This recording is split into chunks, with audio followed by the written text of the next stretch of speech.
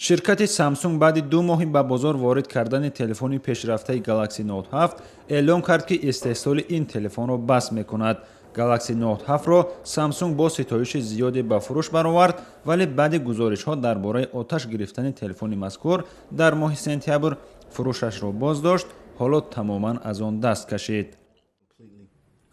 در اول سپتامبر چند مشتری شرکت گفتند که تلفن‌هایشان که $882 قیمت دارد خود به خود آتش گرفتند و یا ترکیدند. سبب آتش گرفتن را نقص بطری‌های تلفن نامیدند.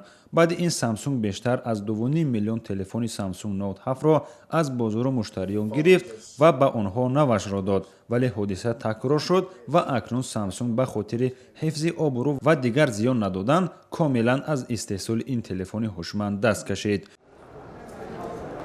این شرکت عظیم کره جنوبی در تاجیکستان هم دفتر دارد، ولی ظاهرا این نوع سامسونگ به کشور دیگر نمیرسد.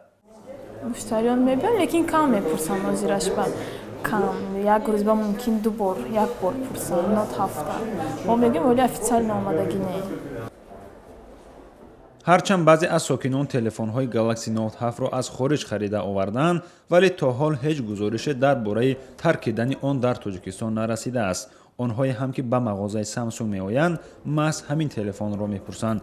یکی از آنها تعریف این تلفن را زیاد شنیده است، ولی خبر ندارد که سامسونگ از استحصال گالاکسی نوت 7 دست کشیده است. برای دیدن نوت 7 آمدم. نوگانی‌های زیاد دارد نسبت نوت 5. برای دانشجویان بسیار خوبی است، برای که از اول که برآمده است نوت برای دانشجویان همین طراحی کرده شده است.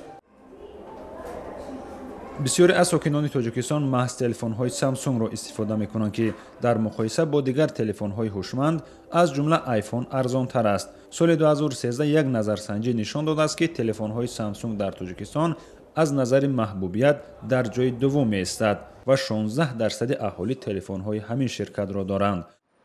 حالا معلوم نیست دست کشیدن سامسونگ از استحصال یک تلفن پیشرفته ترینش تا کجا به محبوبیت تلفن‌های شرکت در تاجیکستان تأثیر می‌گذارد. شادمان یتیم، آزادی، دوشنبه.